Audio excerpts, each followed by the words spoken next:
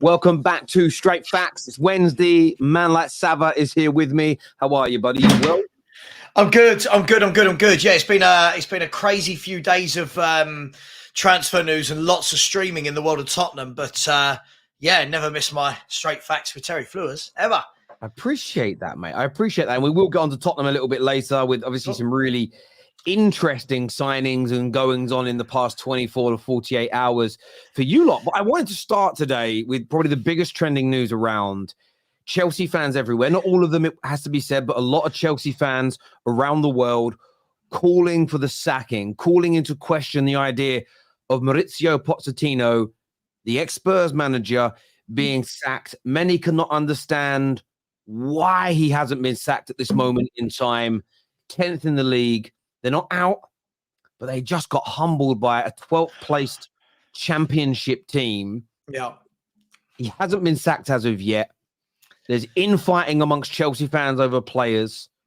There's big question marks being questioned. You've got Simon Jordan. You've got pundits calling the club out, saying it's a manufactured club, a plastic club. That's why there's not really any pressure on the manager. He looks too laid back. What's going wrong at Chelsea? And are you surprised that Poch still has a job? Oh God, how many hours is this show for what's going wrong at Chelsea? As many as we want it to be. Look. It's a tough one, right? It's a tough one. Look, I've got to be consistent. I was just saying on another show that I think half the problem is it going well for Chelsea? I mean, it always feels with Chelsea that they win a couple of games, everything seems like it's just moving in the right direction. And then something like this happens. And it feels like they just go like that and then back down here. And then they'll have a couple of wins and they're back down here. Almost a little bit Man United-like in terms of Ten Hag whenever he's about to face the sack. Look, it's not going well on the grand scheme of things. But listen, the whole should he be sacked thing. Terry, I'm a huge defender of if you sack a manager after 18 games and then you sack another manager 18 games later and then you sack another manager 18 games after that, how does your club ever get into any sort of position of consistency, of authority, of players understanding tactics, going through this really difficult spell to actually come out the other side playing well? I don't know, but they sacked Potter, they sacked Tuchel, they sacked They sacked Lampard. What you're now going to sack Poch? What does that mean, Terry? That the next manager comes in, he gets what? Let's say they sack him now. I'm just again hypotheticals, right? Hypotheticals. They sack Pochettino today, right? And ready for this weekend's game. I don't know who Chelsea are playing this weekend, but this weekend. They have got, I don't know, let's just chuck a manager in there. They've got the Flick, right? I'll just chuck him in. They've got Hansi Flick as manager. What are you then going to do? In 18 games' time, if Hansi Flick is doing the same thing that Poch is doing now because they've got 14 injuries, because it's a brand new squad, do you sack him again? You go again in the summer? Like, at what point does it end? I'm not saying he's doing well. I've got no reason to stick up for him. Nothing to do with Spurs. I don't care. Not my club. You still love him, didn't you? I never loved him in the first place. I thought the whole he's magic, you know. Well, if you're magic, get over the line and win a trophy. But look, it's got nothing to do with me from a Spurs perspective. But if you sack him, you're going to keep doing this. You're going to keep doing this. And at what stage do all the players turn around and go, "What is going on?" We had 6 months of his tactics, then 6 months of his, then 6 months of his. Different diets, different training, different medical staff, different management, different ethos, different structure, and rip it all up. We'll start again. Different manager. I don't know. I don't know the answer. I don't know what's right for that club, but they're in a mess. They're in a massive mess, aren't they? Yeah, look, I think I understand exactly where you're coming from. And I love this comment here from Ashram that just says sack everyone. And of course, we have these debates on the football terrace because it's a topical talking point. And I understand all the arguments that you put forward. I understand that if you sack him, you could theoretically you can continue down this cycle. And when does it end? I understand Chelsea fans will say we did this under Roman and it worked. I also get the counter to that, which is we don't have the core squad structure.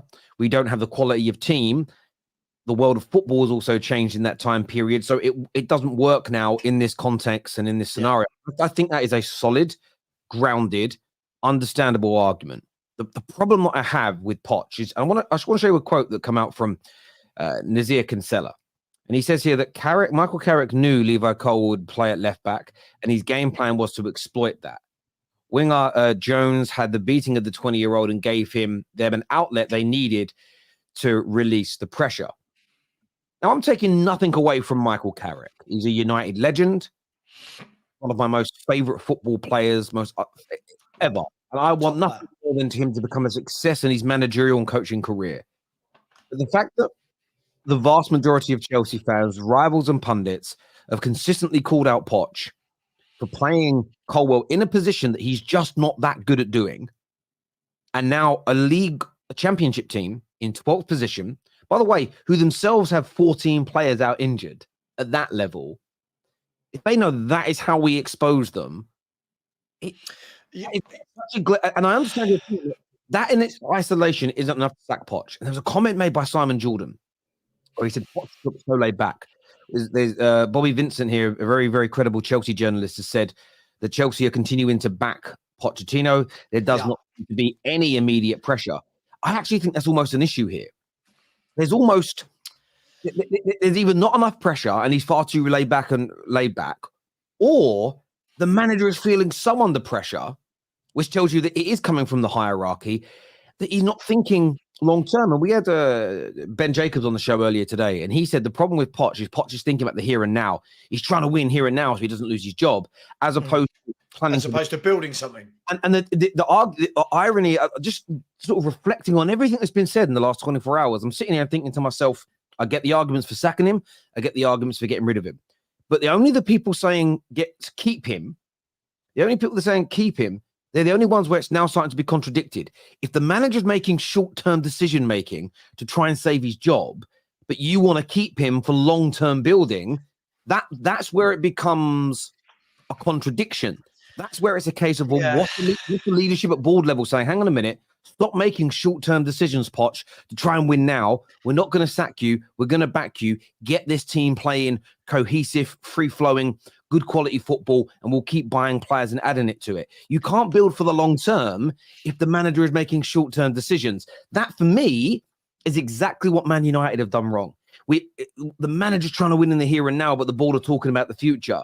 We're buying players for one manager, but we're playing a completely different style because the manager doesn't want to go through the growing pains of that style. He's going to try and win in the here and now. So you create this sort of this cocktail, this mess, this horrible situation. And the irony is not irony, it's not the word, that the bells that are ringing for me and the red flags are the way the fans are behaving is identical to how Man United fans behave. I saw this tweet today and it said proper Chelsea are coming for Enzo and Caicedo, and they should criticize Enzo and Caicedo. £250 million midfield, not been good enough. This guy Reese, though, then says, same guys who will chant Gallagher's name for winning a corner, guess Enzo and Caicedo don't meet the criteria for support. This is the same type of internal civil war that Man United had. And I just think that something's got to give here, and it may end up having to be this manager, you know. Yeah, okay, and then go through it all again. And this is the problem. We are in a day and age when no one wants to let anybody build. Right now, listen. As I said, I can't say this enough, Terry. I don't care. I don't support Chelsea. I don't care. Sack him, keep him. I don't care. Right? I'm just going to try and play devil's advocate. One, we don't know what's been said to Pochettino for him to look so relaxed. Right? It could be the board saying, stop worrying. Don't worry about the outside noise. Don't worry about the media. Don't worry about it. You're our manager. We're going to stick with you. We know this is going to take time. We know this is a long-term project. We know we messed up with Potter, right? We sacked Tuchel quickly. We sacked Potter quickly. and we're just in this endless cycle of sacking people and then expecting better results. Problem is, Terry, I've talked to you about this a number of times before. The problem is all of the top clubs, right, to get where they've got to, the best two clubs in the Premier League in the last 7 or 8 years have been Liverpool and Man City, right, by far. Both of them have had their managers for 7 or 8 years, 9 years, where they run the club. All the players are theirs. The training, everyone knows what they're doing. Everyone knows their diet, the ethos, the structure. Everyone knows who's boss. They've had time to implement it.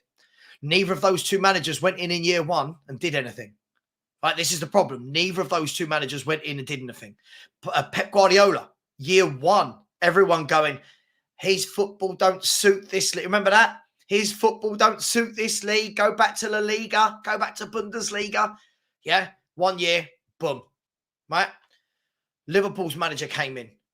Took a couple of years to get rid of all the deadwood he didn't want, to get them playing the way he wants them playing, sprinkled a bit of stardust, they won. The problem is, Chelsea, sure, sack him. What do you do, Terry? What do? You sack him. You bring in a manager now that goes, right, everybody, day one of training. Right, okay, forget everything you've just done the last 6 months. We're now going to do this. But those players... Hang on, Terry, hang on. Right? Yeah, but when does it stop? But it stops there. But it does it because they do the same thing with the next manager. But this is the thing, and this is what the fans have got to focus on. Stop thinking about managers after this. It has to be that something changes. And I'll give you an example. You could fix... Well, not maybe, this is what I would do to Poch right now. I'd be like, why are you making these short-term decisions? I'm worried about my job. Don't be worried about your job. You've got a 2-year contract with a further year to extend. We need you to start... Because he ain't the guy who's in charge of the project. Pep isn't in charge of the project at Man City. Klopp isn't in charge of the project at Liverpool. Ange isn't in charge of the project at your club. That's the board. That's the sporting director. That is their job. They are... The sporting directors on the board are the modern-day football manager.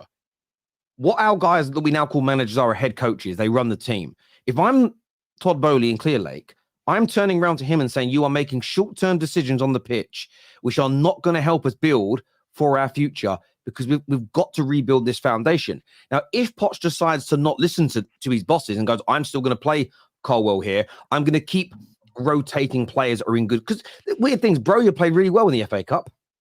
Gets a goal, starts to look a bit loose, then he sat on the bench again. You've got to go in there. So I understand, and a lot of Man United fans say this about, well, if we just sack Ten Hag, we're just going to continue on this cycle. No, we won't if the people running the club make the changes. Sacking the manager, I get, is part of that issue, but there's a wider and a deeper concern here. And I don't think on paper sacking Poch is the answer that will fix Chelsea. He may be a symptom towards their problems, but if they let the next manager come in, set him a game plan, and he does a completely different one, then again, they haven't actually fixed the root cause problem. The root cause problem at Chelsea, in my opinion, is Poch isn't doing what the board and the footballing directors have set as their plan. But you don't know that. But you don't know that. That is again, that's a theory, right? It's an opinion. The same as everybody. Sure. None of us actually, as fans, know exactly what's going on internally, why things ain't working, why Colwell's being played at left back, why Broja was dropped. We have an opinion, we have a theory on what's going on. Sure. And for me, looking at it, all I'm looking at is the red flags and the fact that the football is getting worse. They actually started the season playing nice football. Just weren't scoring. Now the football's getting worse. They're becoming predictable. The way I see the fans fighting, the kind of PR messages when the manager's under pressure, all of it is echoes of my club that I've seen for a decade. It's just, it almost feels identical to me. So maybe there's a little bit of projection here. Maybe there's a little bit of PTSD from my own experiences. But this just looks like a club where you've potentially got a recruitment team, a board, and now a manager who are not all pulling in the same direction. I agree with that. That for me is what needs to be addressed here more than anything else. And that doesn't mean back Poch, not back Poch. That's a case of he even needs to toe the party line and operate in a way that's conducive for development or not. And I know it's a results-driven business, and you've still got to get results even during a rebuild period. But there just seems to be something amiss right now at Chelsea. So let me ask you a question then. Okay, listen. So listen. By the way, as I said, I don't care. Sack him. I don't care. This is your club, right? Not you. This is Chelsea fans' club, right? Potter. This guy's crap. Get rid of him. Tuchel at the time. This guy's finished. Get rid of him. Finished. Everyone's finished. Everyone wants everyone got rid of. All right, cool. So you bring in the next manager, right? If the next manager for the next 18 games, Terry, does exactly what Poch has done, you know what these Chelsea fans are going to do then? They're going to call for him to be sacked as well, right? Do you sack managers every half a year? If you do, that tells me everything you need to know, right? I do get that. Can I ask you a question though on that? Yeah, sure. Can you name me more than say 2 managers who have started off their life at a top 6 club with the money he's had to spend? They've started off as badly as him, who have then gone on to be a success. Mate, listen, I agree. I agree with you. I completely agree with you. As I said, sack him. I don't care. I'm not going to die on this hill for Pochettino. But if you do, keep the energy for the next manager, because they've done it with Potter, they've done it with Tuchel, they've done it with Lampard. I think if you keep doing it.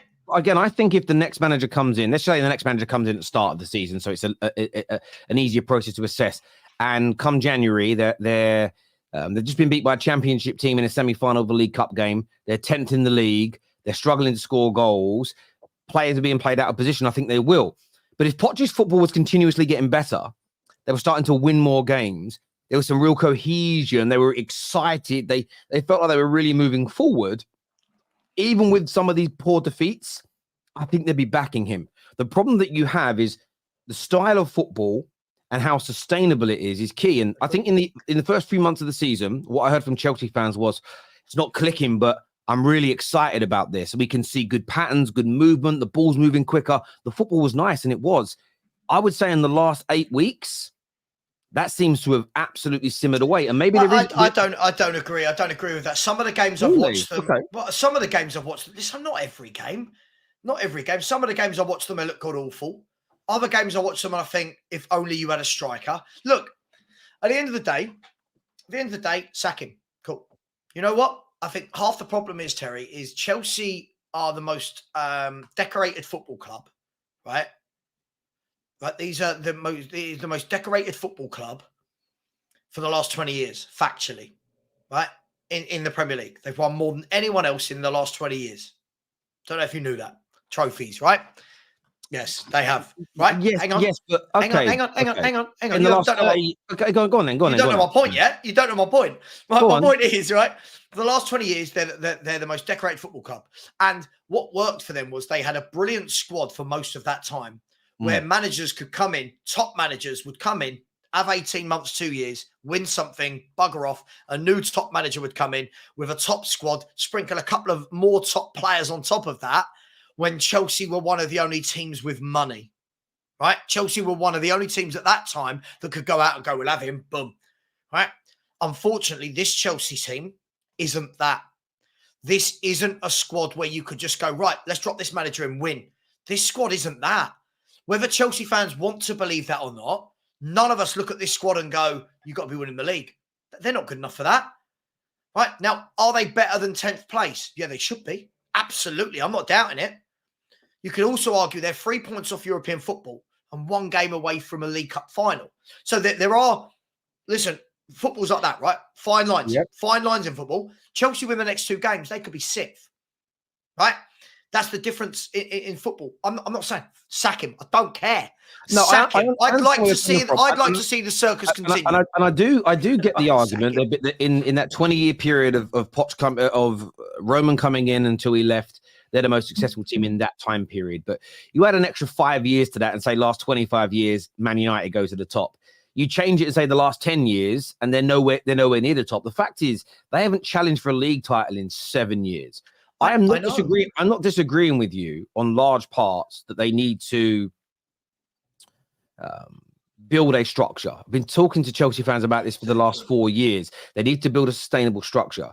But you need a manager in that's doing it. And just listening, I spoke privately and publicly to a couple of journalists in the last few days who say that the manager is making really short-term decisions to try and extend his time at Chelsea, as opposed to helping the club build for the future, because that's their plan. And since hearing that, my mind has started to change. And I think that is what needs to be focused on. Now, I want to go to a couple of comments that have come through here. First one says, sacking Tuchel was the most ludicrous thing ever. I think with hindsight, I mean, it depends if you rate Tuchel or not. There's a lot of people out there, bro, that don't rate Tuchel in any way, shape, or form. But it does right now for Chelsea anyway look like a big mistake. Cal B4 here says that fans are entitled to be angry at players that are underperforming below par. Terry, stop this stupidness. Well, I didn't say they weren't. The point was not about you can't criticize players. Not in any stage was that said. And I apologize if that's what you felt I implied.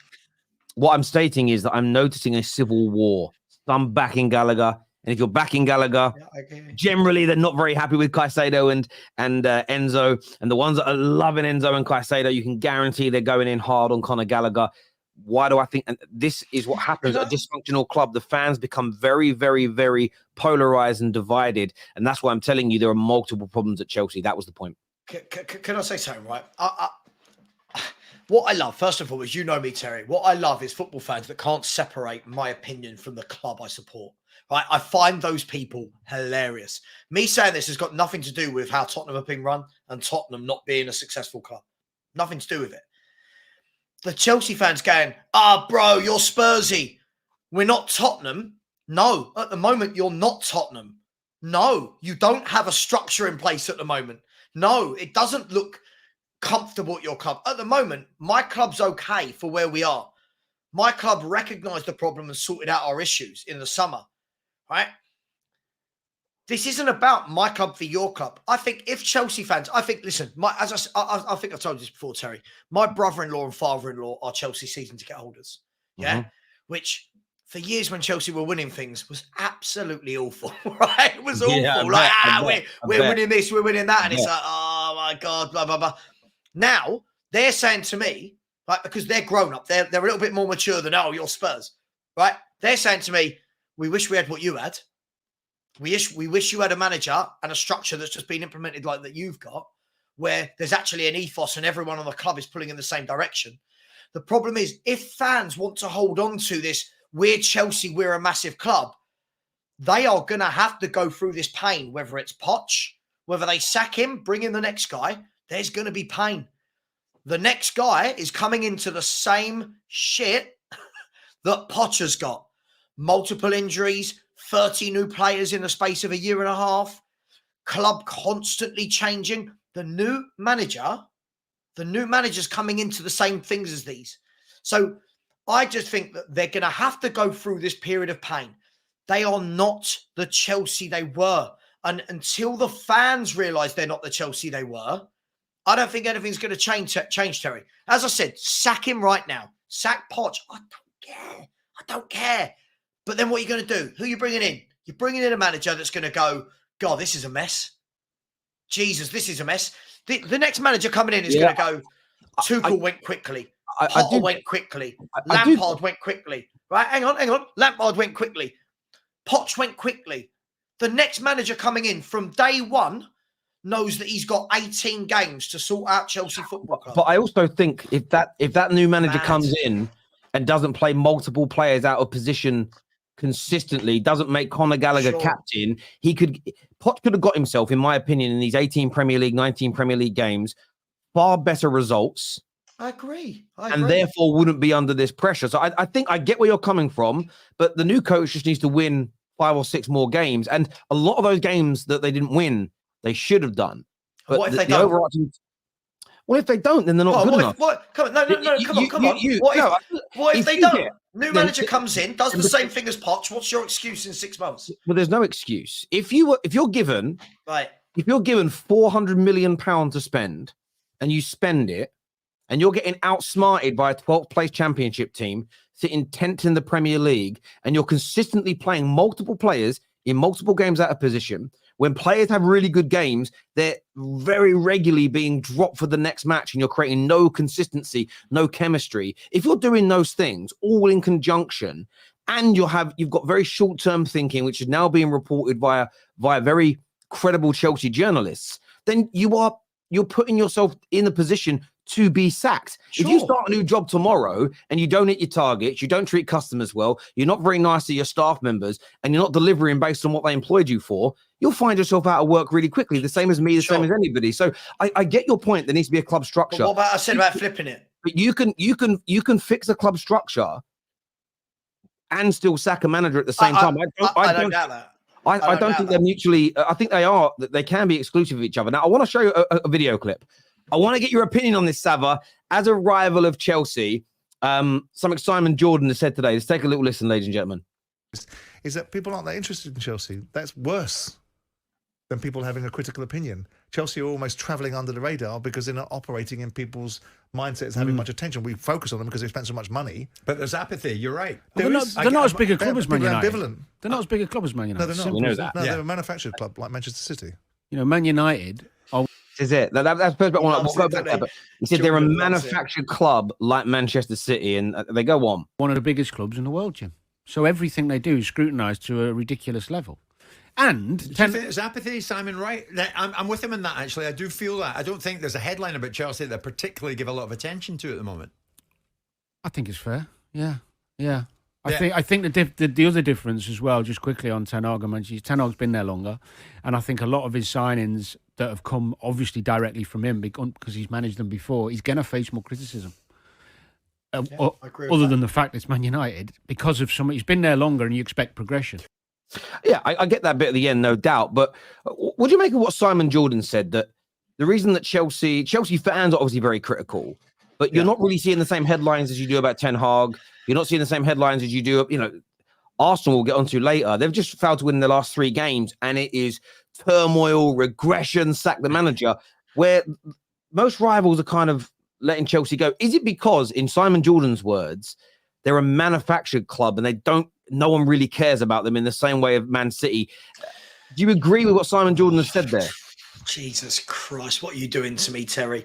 Look, I think the difficulty is, again, depending on your age. Like, somebody came into the last show I was on, and you know what they said? They said, this is rock bottom for Chelsea. Now, Terry, depending on your age, I've seen Chelsea a lot worse than this. This isn't rock bottom for Chelsea. Being 3 points off European football and 1 game away from a cup final is not rock bottom, right? Unfortunately, a lot of the younger fans who don't know Chelsea's history, right, or if they do know it, are just blocking it out because Chelsea apparently are only since Abramovich started.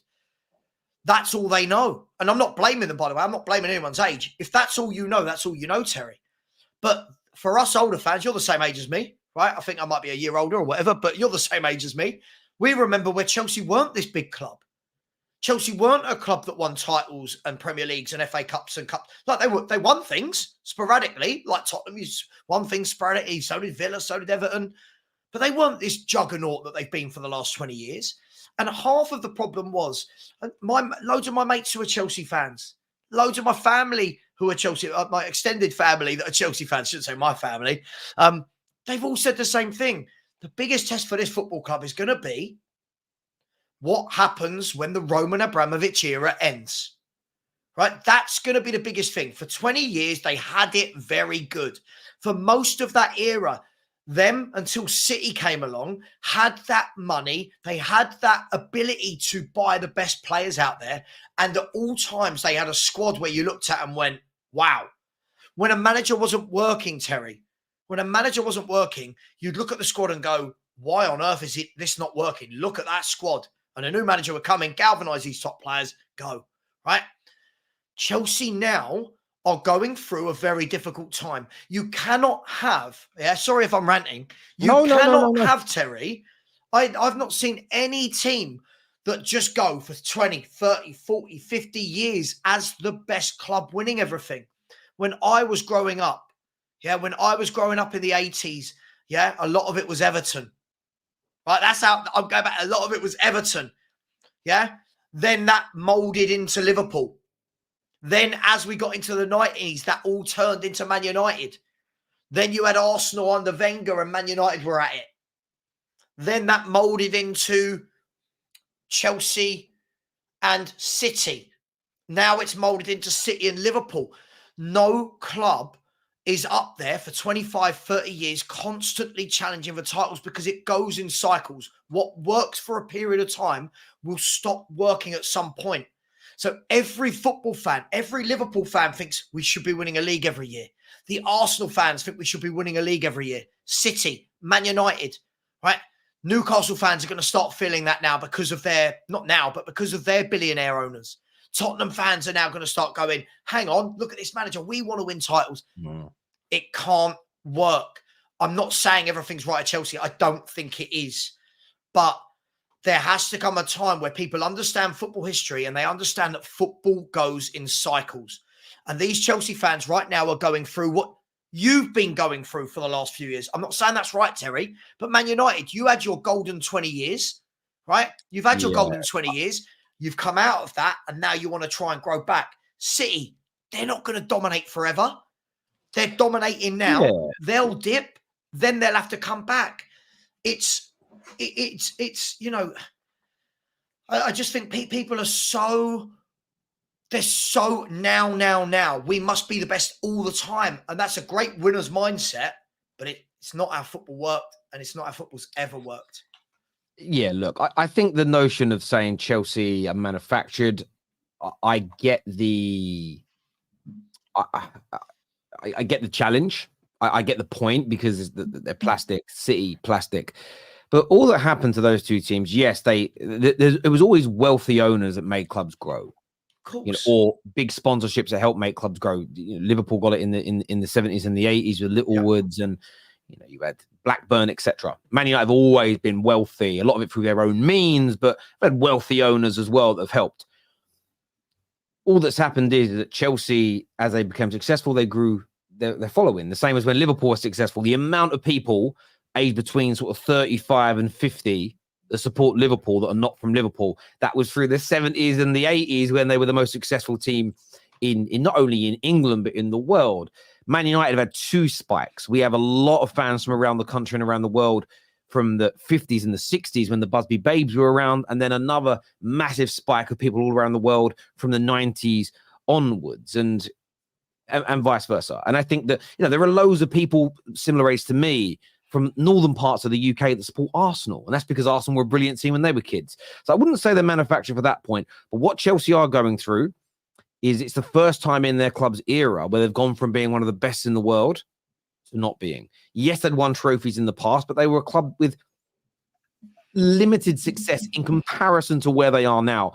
And even the older generation don't really know what it's like to have been as good as they were and then to drop off. So handling that normally comes with a little bit of petulance. I remember when United first started regressing, I was still going to Old Trafford at the time.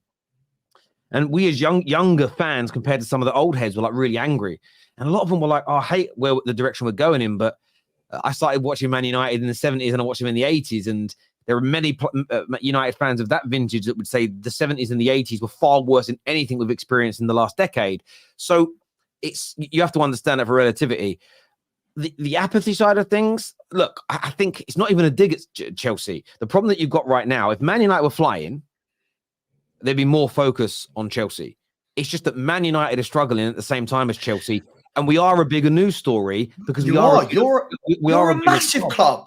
And it's sometimes about timing. You know, at the same time, listen, Man United are so big. I remember when City won their first trophy in 37 years when they won the FA Cup.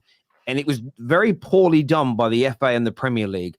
Man United played on the same day and secured their 20th league title. And every newspaper, everywhere you looked, it was all about the 20th league title and not City breaking a 30-year barren spell of not winning a trophy. It's because it's bigger than City. But at the time, you're talking a decade or so ago, the gulf was huge. So I think that's what's going on. I think what Simon Jordan has done here is I think he's kind of throwing some fuel on the fire to really get under the skin of Chelsea fans. And I know I'm personally like a little bit bored of the Chelsea are plastic with no history, you know, City are plastic. And I just think that joke, that banter, I think it's kind of dead now. I agree. That banter's dead. But let's be brutally honest. There are some clubs that are just behemoths. Liverpool, Man United, behemoths of football clubs. Whether they're going through bad spells at any time or not, they are massive. Milan, AC Milan, it don't matter if Milan are going through some hard times. AC Milan, look at the club, look at the history, look at the size of them, look at everything that goes with it. Barcelona, Real Madrid, Bayern Munich. These clubs, Juventus, these clubs are the biggest clubs in world football. Now, what I don't think a lot of people can do is separate a period of time versus the bigger picture. And this is the difference for me. I'm not going to sit there. Listen, I'm not going to sit there and say Chelsea didn't have a period of dominance. Absolutely, they did.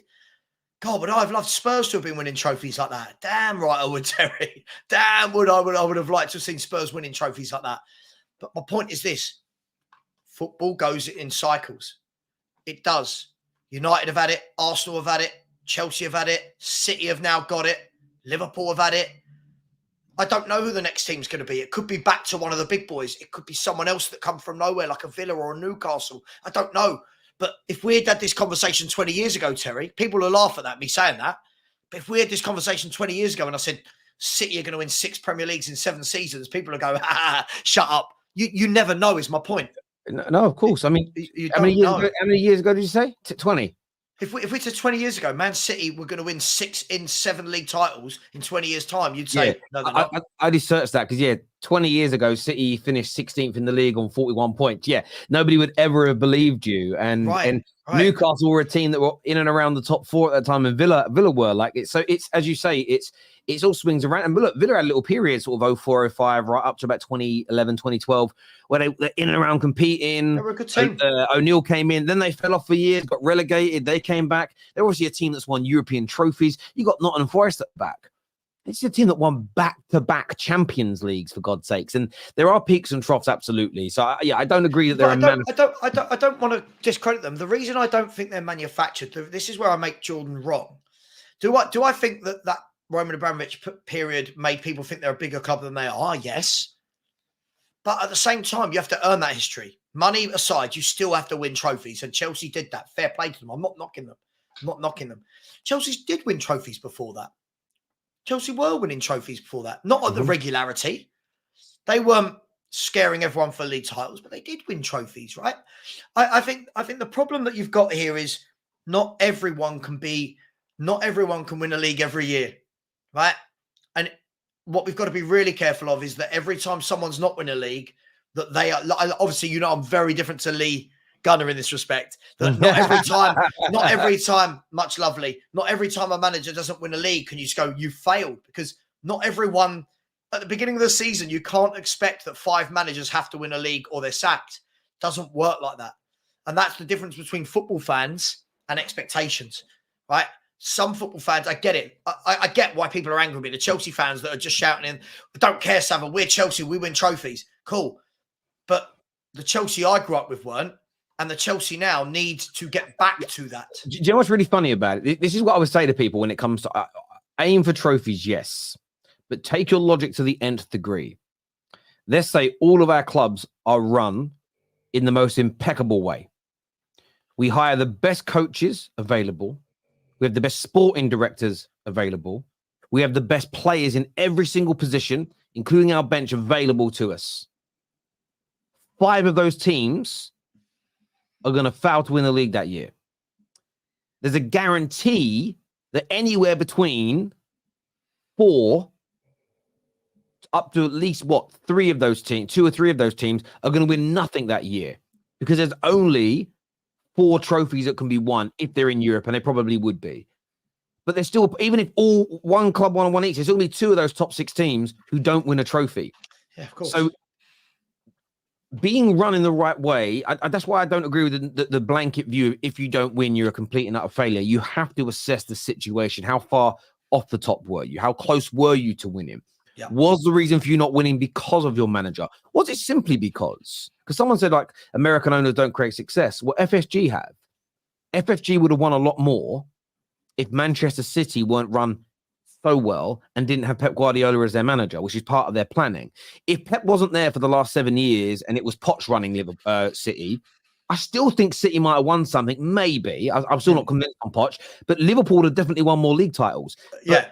Would there have been the dominance? Would there have been the dominance, right? Yeah, but FSG wouldn't have changed anything, but they'd have won more trophies. Yeah. If Agreed. Chelsea, look, I don't like what the Glazers do, but if Chelsea hadn't got bought by Roman and the Sheikh never came in at Manchester City, it is plausible that between now, when the Glazers came in 2005 and now, nearly 20 years, that we won more Premier Leagues than we have done under their ownership. Would that mean their running of the club has been any better or any worse? So you have to look at these things through a context and you have to assess them. You just can't have a blanket approach of we win trophies and without winning trophies, I'm not going to be satisfied. I don't think, and do you know why I know that's not true? Because there were years where Chelsea didn't win. And they were fuming that Carlo Ancelotti was sacked because they knew they were in a good position to win the next year. But sacking him was like, hang on, what are we going to get now? We might not win. And I think that's what I mean. When we're there was years when Fergie didn't win. And I was disappointed he didn't win, but it wasn't, no, he's got to go now. We need a manager that can win. It's, well, I know next year we can. Because, yeah, I think you've got to get that balance right. I want to go to some of these comments that have come through here. Chelsea's history doesn't impact the new owners. Of course it does. Every club's history impacts what you're doing in the future because fans want to replicate that success. Chelsea are now in the same position Milan was in a few years ago before finding their way back. The difference is they're not in a financial mess like Milan was. So that's I get your point, but financially, Chelsea in a much better situation. Terry, you need to focus on your club, then ours. We got injury problems soon. We will have the team fit. We be okay for a minute. Don't have a left back. A striker soon. We get. Listen, maybe when your injuries are back, you will improve. But I hear so many clubs, so many teams that are struggling state that. And you don't see a huge difference, if that makes sense. You know, maybe you will. Maybe you will. Maybe you won't. Cal here says people care about Arsenal so much, but never say anything about them finishing 8th and 5th. Yes, they did. Yes, they do. Every Sharmon. Yeah, they did. And by the way, one thing that is funny, I'm not actually digging at Chelsea. I care about what Chelsea do, and I see Chelsea as a rival. I care about how good or bad they are. I actually don't think it's true. Maybe Simon Jordan don't care about Chelsea. Maybe Danny Murphy doesn't focus on them. But I think fans do. And I think I speak to more fans on a daily basis and see what they're saying more than those guys that talk. Even though they say TalkSport is for the fans, yes, if you want to phone in to £3.50 a minute and they give you 20 seconds to say what you've got to say, but you have to sit on hold for 10 minutes. Like, if that's what it is, then fair enough. Isn't the manager an integral part of any project? Sacking Poch doesn't advance anything. It just resets it. They're an integral part, but they're a removable part. At the end of the day, they're like any system. They should be able to be removed and replaced with something else. And it doesn't mean you reset it. You know, if my brother's replumbing my house and a really important part of the plumbing system breaks, you don't rip the whole thing out and start again. You just replace that one bit that's broken. So I think you make a good point, but I don't think it's I don't think you have to rip out everything. You don't need to throw baby out with the bathwater is what I think there. JD here says Hansi Flick won't make the same mistakes Poch is doing, and that is playing players out of position, is what Chelsea fan DJ says. Thank you, brother. One of our members here.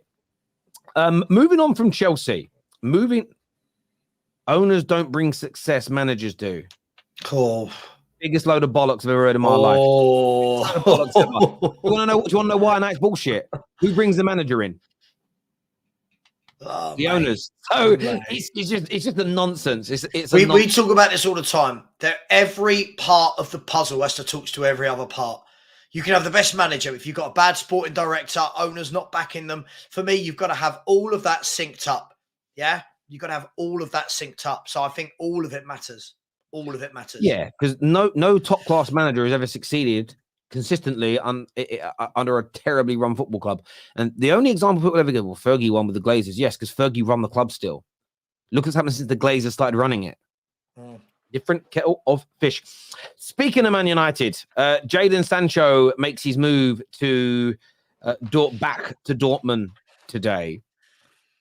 And I'm going to throw a statement out before asking you for your opinion. My statement is I think Sancho has absolutely mugged off and embarrassed Erik Ten Hag in getting this move. I don't blame Sancho. I think the optics of it are absolutely horrendous. He gets to go back to a club that he loves, in a city that he'll feel settled in. He gets to relaunch his career.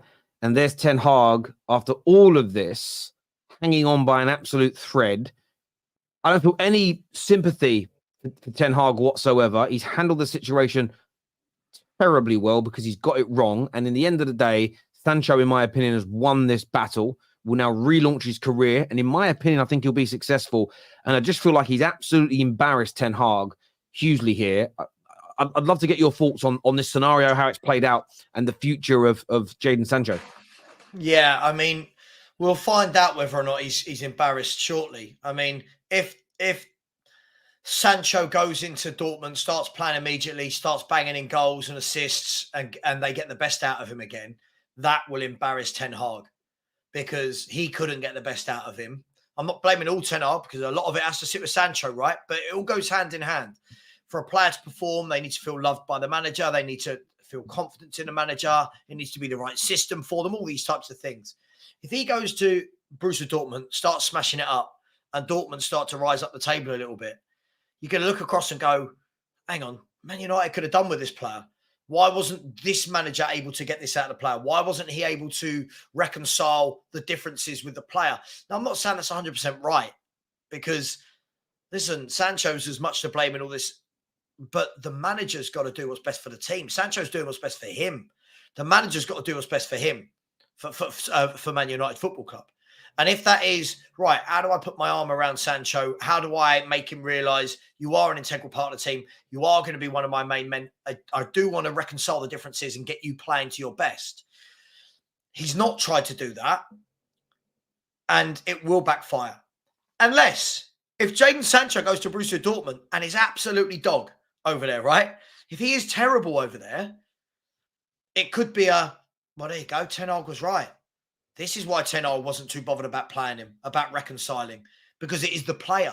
So watch this space, but it's not a good look for Man U that you're buying a player for, I don't know how much was it, 75, I want to say. You know, chased him for 2 years, bought him for 70 odd million, paid him £350,000 a week, 12 goals, 5 or 6 assists, and then he goes on loan back to Dortmund where we're paying a good third or almost half of his salary. And it's an awful look. And you're right. If he goes there and he absolutely bombs, then you could argue actually it's the right thing the club did. I've got a sneaky feeling and suspicion he's going to do very, very well. And David here says, Sancho put 2 fingers up at all the United fans. He has also embarrassed himself. He did nothing at United in how long? He gave him chances. Look, I think there is an element of truth to that. Of course there is. But I also don't think Sancho necessarily cares. Football players, typically do not look at football in the same way we as fans do. It is a business to them. It is work to them. I've spoke to footballers. I had to get a document signed by a footballer once to do his banking. And he said, yeah, can you come to mine at 2:30 because I've got work in the morning? Doesn't even call it training. So I'm going to work.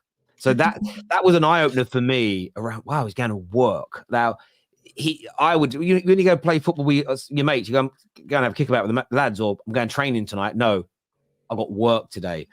So I do get where you're coming from. Where I look at Ten Hag being embarrassed, as I don't think Sancho feels embarrassed. So I don't think he's embarrassed himself. Is that Ten Hag's gone for an approach, and I think what Sancho thought was I think what Ten Hag thought is if I go out public, I've built a relationship with him. I think I know him well enough where if I do this, I'm going to get the response out of him and the rest of the squad, and we're going to go up a level. And it's gone completely and utterly in the opposite direction. So if you take this away from just the Sancho situation, if Sancho has been coming late to training, if he hasn't been putting the effort in, if his attitude isn't right, then I understand the manager dropping him, and I understand the manager wanting him out of the football team. But to do it publicly, you're trying to send a message of I'm in charge, my team are behind me. Similar to what, I've seen Fergie do it to players in the past. We've seen Arteta do it recently. I've seen Poch when he was at Tottenham sit people in the stand when they were trying to leave or they'd said things. I think Danny Rose and even Toby at times, and that was still when Poch was getting good results for you guys. Wasn't winning, but there's been times where I've seen it work in the long term, times where I've seen it work in the short term. But this time round, there wasn't even a knee-jerk reaction from the squad that made them perform. He fell out with further players like Varane. Rashford's gone completely off the boil as an example. And you look at this situation and just think to yourself, it couldn't have been handled and dealt with in a worse way if we tried. It really couldn't. And I think from my perspective, looking at this, if he goes there and starts playing well on top of this, because even if he doesn't, we're still kind of lost out. It's a huge asset. And we need it. And this is the saddest bit. We need him to go there and deliver because we need him in the shop window so we can, if he goes there and kills it, we could recoup quite a bit of our money. If he goes there and flops, not only have we got the situation handled wrong, we're going to get a pittance for him in the market, which is going to impact us replacing him. So for me, it's just, I look at it and just think to myself, initially, so I didn't back the going public with it. And I said it on every stream, I wish he hadn't gone public with this one, but maybe I understand why he's doing it. At that stage, I thought this manager had a grip of this dressing room and they were behind him. By the end of this whole process, you can see they are not playing for him. And I think a big part of it is how he handled this situation, what he did to Varane, saying that he's dropped Varane for Johnny Evans at this stage of their careers for tactical reasons. Those decisions, I think have gone down. What he's done to the system by exposing Casemiro and making him look a shadow of himself. I don't think any of this creates a galvanizing feature in the dressing room and brings people together. I think he has systematically torn that dressing room apart. That's led to a lot of our problems that we are looking at right now.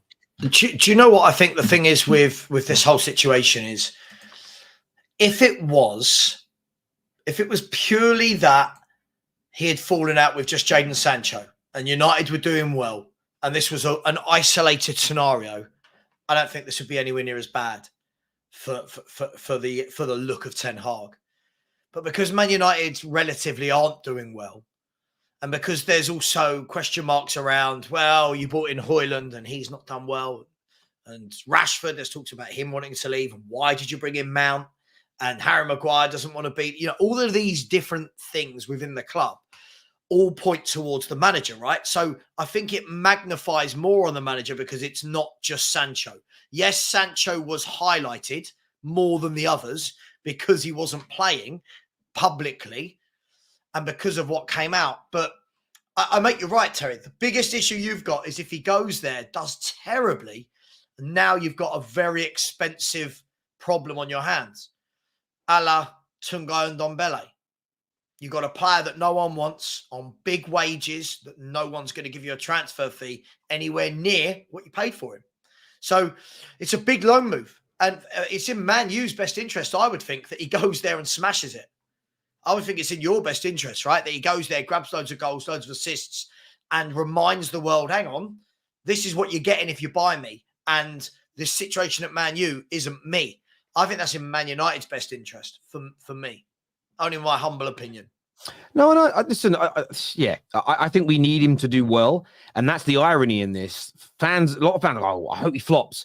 You don't. Trust me, you need him to do. If you care about the club, you need Sancho to do well in this scenario, because although there'll be an element of you flopped without us. And I remember when Pogba left all those years ago on the Fergie, and I remember we signed Nick Powell, and Pogba hadn't started playing for Juve yet, and Nick Powell scored in his debut. I remember tweeting something a bit, again, jovially. That's when Twitter was fun.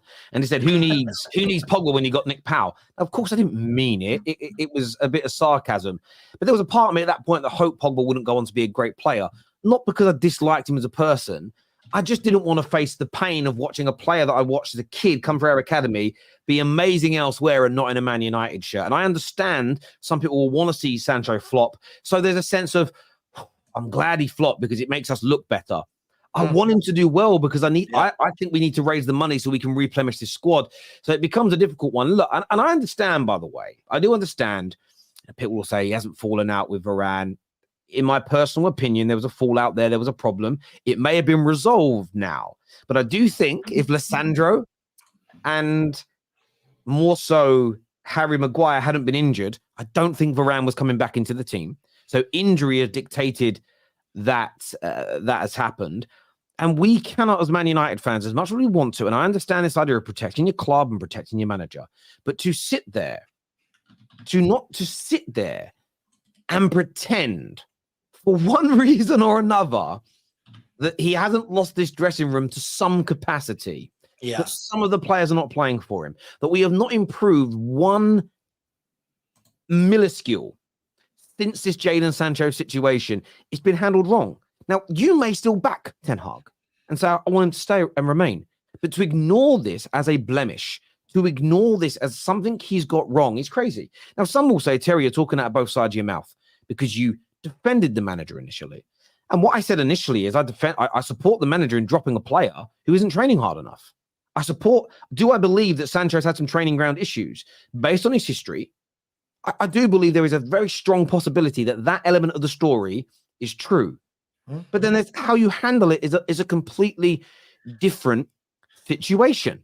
And two things can be absolutely right at the same time. Now, when it comes to the handling of it, as I said at the time, we will see how well it's been handled by the direction we go in as a team. If we were galvanized by it, the players were running harder and working better for it, and we'd become a better team, and there was almost an element of can't cross this guy, then I'd have said, as harsh as it may be on Sancho, for the team it's worked out well. And by the way, no Man United fan would care because we're winning football matches. But when we've gone in the direction that we've done, I believe this is a catalyst to it.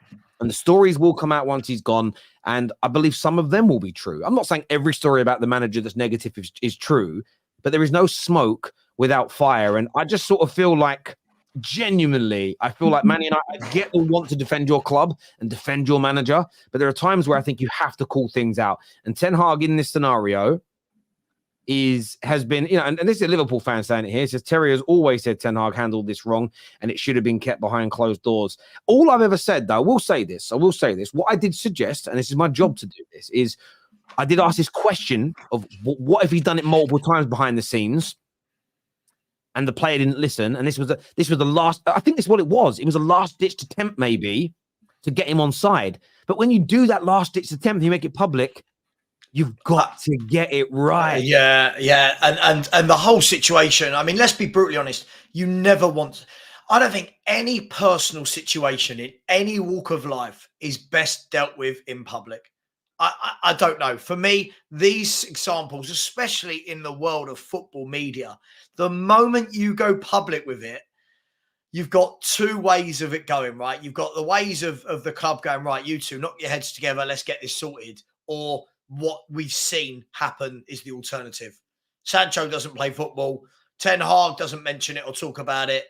And you've had this kind of shadow hanging over what is already not a happy club at the moment, right? So I don't know. It's been a really, really weird situation. But listen, you need him to go out there and smash it.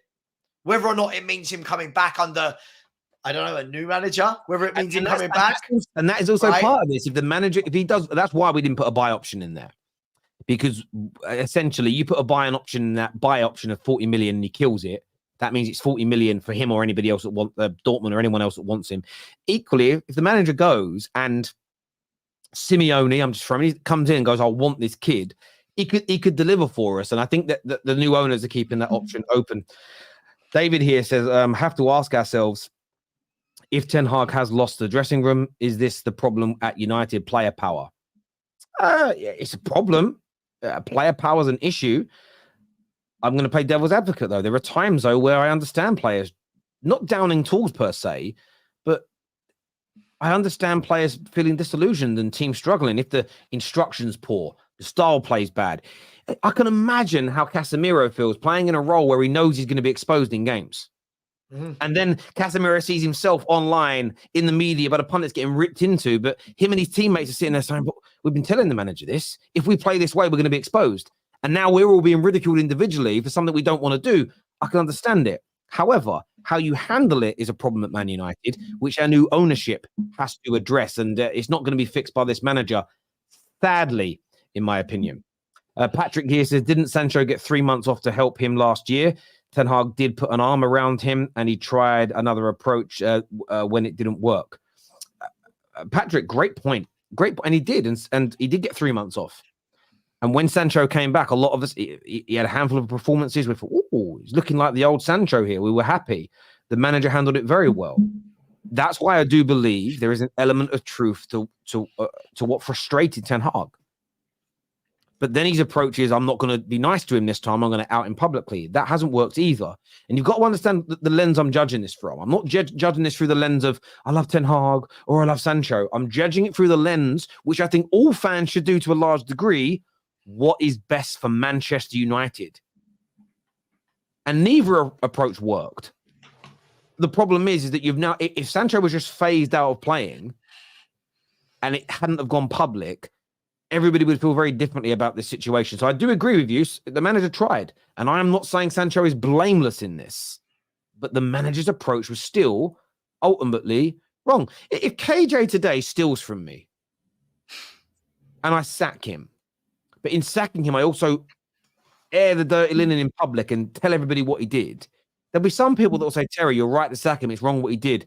But come on, man, you didn't have to do him like that. There'll be still some people that look at me as my handling of that situation was wrong. Imagine then KJ, heaven forbid, then in a depressive state because of me outing him publicly, goes and does something bad to himself. There is an element of responsibility on me because I didn't need to publicly humiliate him. Even though I'd right to be angry and sack him. That's, by the way, I want to say, that's very hypothetical. He's done nothing. Sorry, KJ, send me a CV, mate. Send me a CV. I mean, look, I think situations like this, look, this is one of those scenarios where there's no fact to it, right? There's no fact. We don't know. We don't know how deep this situation goes between Sancho and Ten Hag. There will be elements that we don't know. We can guess the bulk of it, but there's always going to be more to it. Like the situation you said there, if you had sacked KJ, what the world would do is go, oh my God, have you seen this Terry Flewers? What an arsehole Terry Flewers is. He sacked KJ. Can you believe it? But the level-headed people would turn around and go, well, hang on, no one knows the full story of what has actually happened, right? So, look, it's an interesting one. For me, look, you've got to hope. For me, if I was a Man United fan, I'd be hoping that Ten Hag goes at some point. I don't think it's going to be soon. I'd be hoping that Ten Hag is gone in the summer. And then maybe you can get a tune out of a player like Sancho if you get a more attacking manager that wants to utilise his wingers more. Because from what I've seen, I don't think he utilises his wingers unless it's in a rapid counter-attack. That's only my assessment. I might be completely wrong, but it is what it is. Listen, there's an interesting comment here that says, stop giving Sancho airtime. He's a waste of time and breath. He can go meet Lingard. The problem is it's not, again, you've got to also take it away from Sancho, the individual, and look at the scenario. And you have to talk about these scenarios as fans because this is what we have to hold our clubs accountable for. I'm not saying that Ten Hag was 100% right, but Sancho's tweet did try to undermine the manager as well. I'm not disagreeing with that. I don't think Sancho tweeting either was right. The problem is that the manager made it public first. Then after that, the club kept on leaking information about the player and how bad he was and insubordinate he was. And I'm just sitting there and I've said it from day one. I don't think we should be doing this. It's not going to help the club. And I think everybody's missing this point. It hasn't helped Ten Hag. It hasn't helped the club. It hasn't helped the player. It was a completely and utterly wrong approach by all. Not on a personal level. I don't think Sancho's heartbroken as a man. I don't think his life as a multi-millionaire has been damaged by this per se. I don't. I'm just looking at this from a club point of view. I really, really am. Viewers, make sure like buttons have been hit. Please make sure you are subscribing to the Football Terrace as well. Big up, Sav. Hope you're good, mate, is what Carl Patrick Vineyard has got to say here. Whenever I hear thank you very much. 9 months as a member as well. I appreciate that. I was actually going to ask you about your club. An interesting couple of days. Yeah. Drăgușin and Timo Werner signed 10 days into the window. The only top 6 team to do any significant business. I wanted to get you, before we are going to talk Arsenal, City, Liverpool title race after this, but I wanted to ask you, how pleased are you with the business, starting with, of course, Timo Werner? Right, yeah. Listen, a frantic couple of days. We're not used to this. At Spurs, the first 10 days, we're used to a lot of rumours, a lot of everybody thinking we're all at it, aren't we? We know what's going on. I've heard from him, and his dog said that, and my cleaning lady's son works for the club, and all this nonsense. Spurs don't normally do anything, Terry, until like the 31st of January. So it's a very strange position to be sitting here 10 days in. Werner's signed, and Romano tweeted about 10 minutes ago saying that Dragusin's just completed his medicals at Hotspur Way, our training ground. So I expect that will be announced tonight. Very rare. I don't know how to feel about this. This is not what Daniel Levy normally does, but it's positive, right? This is a positive move for Tottenham Hotspur. I am someone that doesn't like the owners. I don't like how they've run the club, but credit where it's due. When something good happens, you can't be disingenuous. You have to say fair play to them. Now, to answer your question, if I take Werner first and then I'll take Dragusin, yeah? Yeah, I want to do Werner first. Right. Timo Werner. I cannot be disingenuous with this, Terry. We sat here exactly 7 days ago. You brought it up and went, oh my God. I think you were like head in your hands going, oh my God, Timo Werner, what's happened to Man United? Blah, blah, blah. I don't want him. And I sat there and I went, oh, I'm glad it's your club, not mine. Right. 24 hours later. Yeah. And then on Saturday morning, I sent you a voice note, didn't I? Going, yeah. Oh, what's happened, Terry? What's happened? And you were just laughing at me. Look, okay, Timo Werner. I'm going to say this. I'm going to keep consistent with what I said on my channel, on other channels, right? This is either going to be a masterstroke from Postecoglou, or it's going to be awful and well, what did you expect? We've seen him at Chelsea. I think it's going to be, I don't think there's going to be any middle ground with this, Terry. Now, I can see why he would fit our system. Yes, I can. I can see the press. Ange loves the press. That brilliant. He loves the pace. Brilliant. Right? He will work hard. Brilliant. He will get into 1 million goal scoring opportunities, positions. Brilliant. Here's the flip side to that, Terry. He's always offside. When he gets into those goal scoring opportunities, how clinical is he going to be? Right? I am very much, you know me, I don't mix my words. I am very much on the fence with this one. I don't know what to believe. I don't know whether this was someone that Ange really wanted or whether this was somebody that it presented itself as an opportunity and Ange said, actually, yeah, we can, you know what I mean? I can make this work. The proof of the pudding, as my mum used to say, is in the eating. Right? The proof of the pudding is in the eating. If he comes into this team, gets a lot of goals and assists in the last 18 games, Spurs have a buy option for £14 million, Terry. So if he hits the ground running and does brilliantly, great. Right? Great. Get him. If it doesn't, you could say, well, there's no risk because he's only on loan, sure.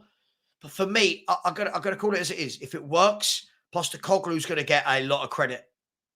If it doesn't work, that also is on Postecoglou. You can't have one without the other. So for me, this is more of a try before you buy, suck it and see. I'm just not sure. If he was that good, why are they letting him go on loan? And why is his buy option 17 million euros, which is 14 million pounds? We'll see. We'll see. I'm not dreadfully against it. I'm not dreadfully for it. We'll see. We'll see. Is that a fair answer? I think it is. I look at it this way. Mark Goldberry said this about Graham Potter when he went to Chelsea. He went, I love the fact somebody's taking a risk on him, but I'm glad it isn't my club taking that risk. And that's how I sort of feel about this Timo Werner deal. I'm very excited as a football fan to see whether this works. We've seen Mount to Man United, and he's barely kicked the ball, really. We've seen Kai Havertz to Arsenal. He's had some good moments, but he hasn't clicked at Arsenal yet where everyone's going, oh, my God, what a masterstroke. No one is saying that generally. Right. This could be another one where everyone goes, what stupid bit of business. You were better off promoting a youngster, potentially. At the same time, he's very direct. He's very fast. He kind of suits what a lot of people would say is an Ange Postecoglou player.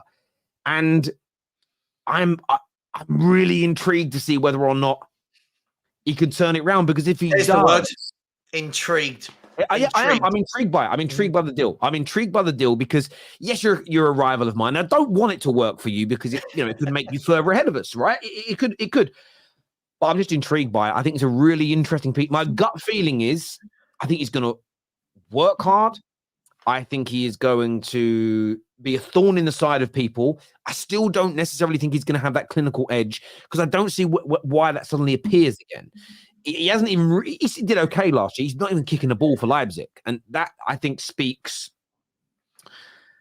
volumes. If that makes sense. However, I think from my point of view and my perspective, I don't think it will work. I'm intrigued, but I just don't know. Do you know what he is? Do you know what I think he is, or what he's become in the last 4 years? Every now and then, I don't know if you've heard me say this before, Terry, but I always call players sometimes players. That you get your players that are always players. Mo Salah, he's an always player. Erling Haaland's an always player, right? De Bruyne, these people are always players. You get some that do something every 4 or 5 games and you go, oh my God. And everyone goes, oh my God, they're brilliant and amazing. But then they don't do anything for 3 or 4 more games and then they do it again. Yeah. Timo Werner for me is a scorer of great goals, not a great goal scorer. Now let that sink in for anybody that's not hearing that properly, right? Because people always get that wrong with me. There are players down the line, down the years, that have scored great goals, but consistently, can they score the easy ones? Can they score the one-on-ones? Can they score the goals where, like one of the beauties of Harry Kane, you knew when Harry Kane was through on goal, one-on-one, right? Right foot, left foot, whether he's got around the keeper, dink the keeper, drive it low past the keeper, 9 times out of 10, you're putting your mortgage on Harry Kane to finish this dinner, right? These players, you don't. But every now and then, they do something wonderful. And I watched this highlight reel today of Timo Werner, and it was somebody who put this highlight reel together, and it was like literally, what was it? It was called something like 1 in 5 or something, and it would show like an amazing goal followed by 4 calamitous misses. And that's what I think we're going to get. Now, he will get the beauty of him coming to Spurs, right? This is all going to be on him. He will get chances in this Spurs system. We create chances, Terry. It's up to him if he wants to be able to finish his dinner. If he does, I'll sit back as a fan and go, well, I didn't particularly want him, but Postecoglou, what a job you've done there. And my respect for Postecoglou goes through the roof even more. Or I go, well, look, I don't know what we expected, because this is the Timo Werner we knew. So, look, we'll see. Do you know what it reminds me of? In 1999, Man United squad was brilliant. We had a player in the team that, as a kid, I don't really know why I liked him so much. I think it was his name. I was a child. I was 12, 13 years old, and it was Jasper Blomqvist. I think I just liked his name. It was cool. He was a decent player. Actually started the Champions League final because of the. I think he's like, no, I'm a liar, but he started the Champions League final. We started something. Did he start the Champions League final? I need to check now. Who's that? Timo Werner? No. Jasper Blomqvist at Man United. Oh. And now I need to check. And there's a reason that I mentioned him, right? Because that's the final. It gives you the lineup. Did he start? He did start. He started on the left-hand side. I thought he did. A player like a Jasper Blomqvist, there was a lot of buzz around him at the time when Man United bought him. Really good prospect. Players like him remind me of players like Timo Werner. They should just be a supplement to a really good squad. Right. Not the main man. They're not the main men. And that they're a player that can come in when you're playing at home against the relatively easy teams and do well. Or they're a player, because Fergie used to say this, and I still think football works this way. You can afford to carry one player in a team. You can afford for one player in your 11, if you're a really good team, to be slightly below everybody else. Sure. And I think if you have Werner playing on your left-hand side or your right-hand side, but you've got a potent 9, you've got Son's playing well, James Maddison is creating, you've got Sarr and you've got Basuma and they're killing it, your defensive line is strong and amazing, and then Werner's out there on the right-hand side running, unless he misses an open goal that costs you a game, you're probably just going to be okay with his 6.5, 7 out of 10 performance. But is that worth bringing in? That's the point, Terry. Is that worth bringing in? So I agree. So where I think you've kind of gone wrong with this is it was a fairly big fanfare entrance with a really nice edited video. Just put a picture of him holding a shirt saying we brought him in on loan, and it lowers the pressure. Does that make sense? The more noise you make around a signing, and even I get the PR, he's an Ange player. I wouldn't even big it up like that, even if it's true. I would just say we brought him in on loan to surprise some. He is that level of a player. He is a Jasper Blomqvist level squad player. I don't think he's good enough to he'll do it in games, but he's never going to consistently, same as Richarlison when he was on that good run of form, never going to be good enough to week in, week out be a game changer for you in attack. I just don't see that. However, I think on a short-term loan, and by the way, if you do buy him, if he scores 1 in every 3 games, 1 in every 4 games, plays well as well, and you buy him as a squad player at 17 million, that's not bad business. Like, genuinely, if it goes the way it could. But I think Spurs fans should drop the idea that he's going to become the Timo Werner that Chelsea thought they bought, scoring 25 to 30 goals in all comps a season. I don't think that's on the cards for this man in the Premier League or anywhere, in fact. I guess, look, whether or not he's a success is going to be in the eye of the beholder. Like, what are you expecting from him as a fan? I'm not expecting a lot. I'm not expecting. We do Standards FC. Standard FC. Every manager we sack that don't win a league title. So if every player doesn't, if a player doesn't get to Pele's level, therefore I'm going to do. If he doesn't get to Pele's level, then he's been a flop. That's the standard we'll set for Werner. If he ain't Harry Kane reborn, he's been a flop. That's the standard. This is the thing. Look, for me, I'm not expecting the world from him. What I don't want, though, is that he comes in, grabs a couple of goals, and everyone just does this usual hyping up thing. Do you know what I mean? Like, however, if he comes in, grabs a winning goal against Chelsea, grabs a winning goal against Man City in the Cup, do you know what I mean? Grabs a winning goal at Old Trafford that week, you go, okay, I get it. He's got some really vital goals there and done brilliantly. If he comes in, grabs a couple of goals in games where we've won 4-0, and his goal was the 4th goal, right? And look, I'm not expecting loads. So anything for me that he does is a bonus. And then I guess, look, we'll judge it in 18 games' time, and Postecoglou will judge it in 18 games' time as to, is this guy worth bringing in full-time? All I do know is he can't be as bad as Richarlison. Serious. Terry, you can't be as bad as Richarlison. This man won a competition to be a Premier League footballer. He is dreadful. Awful footballer. A lot of people have been backing him recently, though, like he's having a resurgence. He can't control a football. He can't hold the ball up. He can't control a football. When he's through on goal, he is dreadful. You know where he's decent? When a ball's whipped in and he has to get to the near post and just get a touch. Yeah? Not bad. Yeah. Right? Not bad.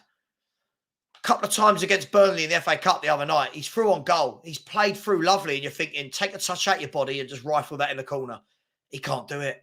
He can't. It's not in his locker. And he's another one. Every now and then we'll grab a screamer and people go, oh, look at him. And then for the next 6 games, you're going, sorry, this guy plays up front for Brazil. Like, no wonder Brazil it shows how far Brazil have fallen off. It really does. What's your take on Drăgușin? Yeah. And also, I want your opinion on the fact that it has been confirmed by his agent he rejected Bayern Munich for you. Yes. Huge. Yeah, I think that I'm seeing a lot of stuff going around today about him rejecting Bayern Munich because of 2 things. One was that he'd already given his word to Tottenham, which is commendable. If in this day and age, is commendable. And 2, about game time, which was one of the things Sean and I were talking about last night. Was could the game time sway him? Will he be guaranteed more game time at Tottenham than Bayern? Yes, of course he will. Look, he's 21.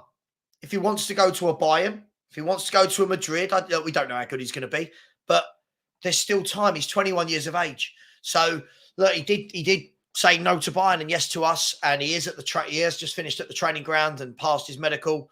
So look, I mean, I'm looking forward to him coming into the squad, because a lot of people talk about who will play. Is he a backup?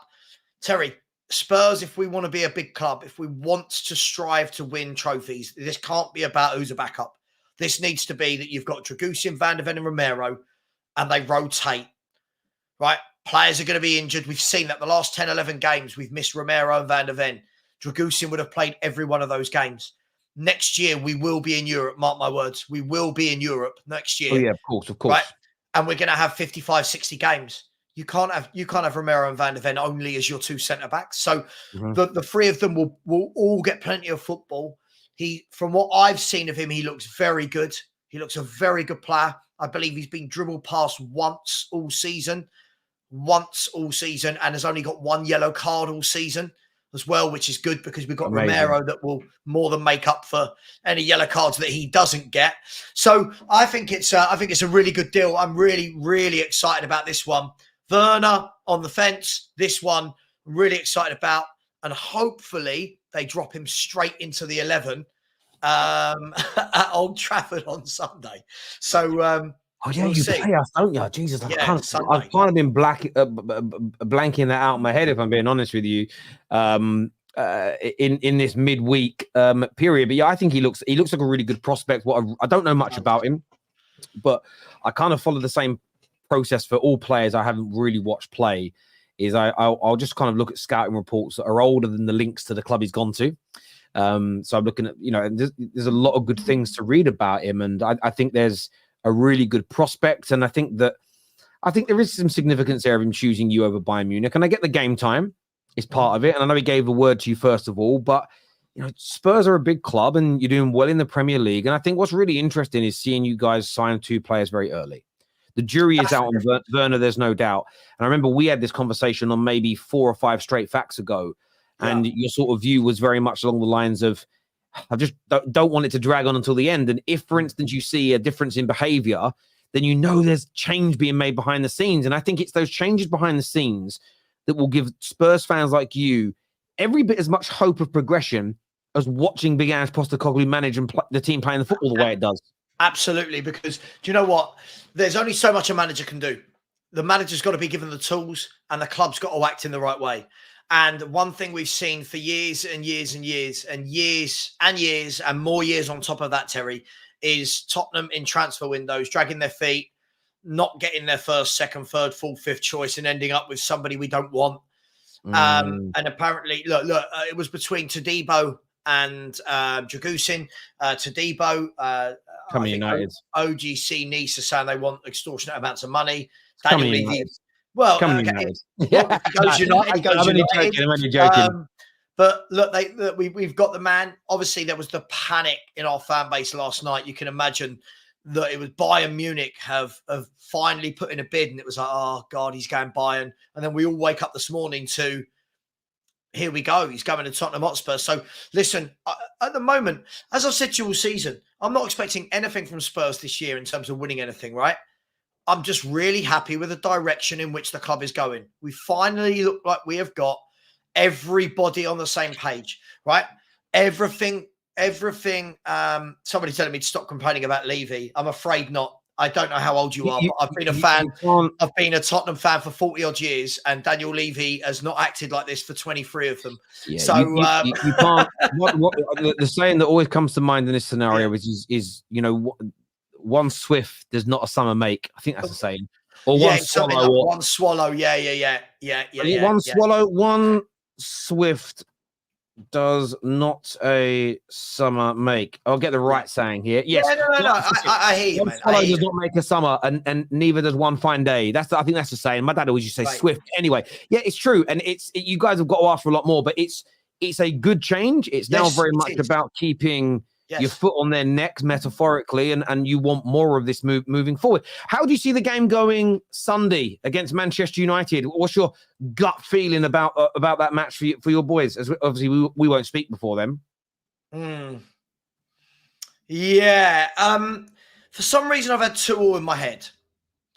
The reason why I find it hard to give you an answer today on Wednesday is all sorts of rumours about who's fit, who's not fit. Yeah. I don't know what 11 Spurs are going to be able to put out. Do Drăgușin and Werner go straight in? Does Mickey van der Ven make his comeback? there was reports literally about half an hour after we got the here we go from Romano this morning, was that Romero suddenly wants to be fit to play against Man United. He's meant to be out for another 3 or 4 weeks. he's saying he wants to play now, funnily enough, that there's somebody else to take his position. So I don't know. Look, I think Spurs, look, the first 10 games of the season, I thought we played some great stuff. The last 10 games, lots of injuries. We haven't looked as good. We've been good in patches, but we've been getting games over the line by and large. If the Spurs turn up that played against Newcastle, where we battered them, I think we will batter you. If the Spurs turn up that plays against Everton, Bournemouth and Brighton and Wolves, then you could quite easily come away with a win. I want to see the 11, but I think this is going to be an interesting game. I think you guys are going to utilise the pace of Rashford and Garnacho against our high line. Against if Mickey van der Ven does play, having just come back from a hamstring injury, are you going to test that out? Are you going to make him have a few one-on-ones? So I think it'll be a great game. I've got 2-2 in my mind. I'll stick with 2. I think 2-2 I've got in my mind. I don't know why. I've just got 2-2. Joe, what's really interesting. Listen, I agree. I think the way this game is going to go, when I say I agree. If you guys take your chances, you win. And I know that sounds like a cliched, obviously, if you score more goals than us, you win the game. I mean by pattern, I think you guys will have the early chances. If you don't take them and score those goals, I think your opportunities you create in that first 20 to 25 minutes, then it becomes open for both sides to win. I think you'll have the opportunity in this match to blow us away in the opening 20 to 25 minutes. If you come out at full pace, we hate being pressed. Again, we've got so many players still out injured. Got old Johnny Evans. We don't have a proper left back who's fit at this moment in time. We're not scoring enough goals. Casemiro's out. Amrabat's away. It's the midfielders looking very, very light in that regard. So it's one of those things. However, you have beaten us in the last 10 years at Old Trafford on a couple of occasions. But even in the last couple of years, when you've been good, we've been bad. We seem to always be able to do you at Old Trafford, generally speaking. So there is a part of me that feels a little confident. I'm a bit like you. I need to wait until we get a bit more news through around who's fit. There's talk that Lisandro Martinez could be back. I think that would be huge for us because having having him back with Varane, I don't think they don't really played together all year. Just having that really solid partnership back together is going to help us no end. Someone that Johnny Evans has done well, but he ain't it anymore. But yeah, look, I'd probably now before kickoff take a draw. But I do think we can beat you if we can just ride out the opening 20 minutes. Do you know what? I'm looking at. Look, Spurs come out very quickly, right? We come out very quickly and in games. And normally in the first 15, 20 minutes, we will pin teams in and have chances. It is all about, are we clinical enough to take those chances? In a lot of games, we haven't been. If I look at our last few away games, right? We got battered 4-2 at Brighton. Like they took us to the clip. They were superior to us. Forest, we won 2-0. Wasn't a great performance. Man City, we drew 3-3. Was some good football in there, but a lot of it we held on. Wolves away, we were awful. So I know lots of Spurs fans will just say things like right now, like, well, Man United are poor, we should win. I don't think we've been that convincing. For the last 10 games or so. I thought we were awful against Bournemouth for most of the game. But they couldn't finish their dinner. They had 24 shots against us, Terry. 24 shots at our own ground. Brighton had something like 19 shots against us. Everton was something like 21. Look, I definitely think we can win, but we've got to tuck away our chances. That's what it boils down to me. Spurs, if we put away our chances, we win. If we don't, I think it's going to be a very wide open game and a very high scoring game. So we'll see. We'll see. I just don't take anything for granted. Yeah, I'm very, very excited about it. I really, really am. Viewers, let us know what you think and what you feel. When it comes to the title race, it's been an interesting couple of weeks because City are back winning games. Liverpool 5 points, clear at the top. Arsenal were top of Christmas Day. They then lose 2 games, and it feels like again, outsider looking in, it's like their whole world has caved in on them, even though they're still in a title race. And I actually had someone today, an Arsenal fan, say, "Oh, brother, I know how you and Chelsea fans feel now being in the mud." And I just thought to myself, there was almost an element of, don't put yourself down here with me. You know what I mean? It felt a bit like it. Imagine, I remember growing up as a kid, having no money, living on this council estate. It's a bit like some banker who didn't get the £500,000 bonus. You only got £100,000 bonus, saying, "Oh, I know how it is to be hard up against it, boys." That's how it sort of. It's a bit like, yeah. You're not with us right now. Go away. Let us and Chelsea fans cry in the mud. Go away from us. But like, do you understand? Like the doubt surrounding Arsenal is growing. Yeah. And I'm not talking about rivals. Forget rivals. Rivals. Yeah. I've always doubted them. Some haven't, some have. But even the most diehard Arteta inners, Arteta supporters are now saying, actually, the season's falling apart. There's no way back from here. We're not winning the league. The season's over in January. What's your reaction to their reaction, I suppose, to losing 2 Premier League games on the bounce? I think the difficulty is for me answering this question is I've never thought they were going to be in a title race or win it. That's the difference for me. I think I've been pretty consistent with that. I've said City are going to win it, Liverpool second, and I think I've always thought Arsenal would be third. Now I'm starting to look at it and go, hang on, are Arsenal down here with Villa and Spurs? Are Arsenal with Villa and Spurs now in terms of free competing for third and fourth? Look, I think deep down, if you get, again, Terry, I always wait, if you get a sensible Arsenal fan, I think deep down, the sensible Arsenal fans that are able to take off their Arsenal hat, I think they know they're not good enough to win a title. I think they've got a good, I've said this for so many, all of last season and this season. I think they're a good team. I don't think they're good enough to win the league. I don't think Arsenal have got what I've always grown up with as big guns. I don't think they've got enough big guns in that team that's going to get them over the line in difficult games, in massive games, right? And I look at Liverpool and City, and I think they have. And that's the difference. I look at Virgil van Dijk, Alisson, Salah, even people like Jota, who've got the eye for the big game, right? I think they've got some players in there that rise to the occasion. The players that have been there, seen it and done it. I look at City. I mean, there's no point going through cities, is there? Like City have got what they've got. I look at Arsenal. Where's the big guns? Where are the?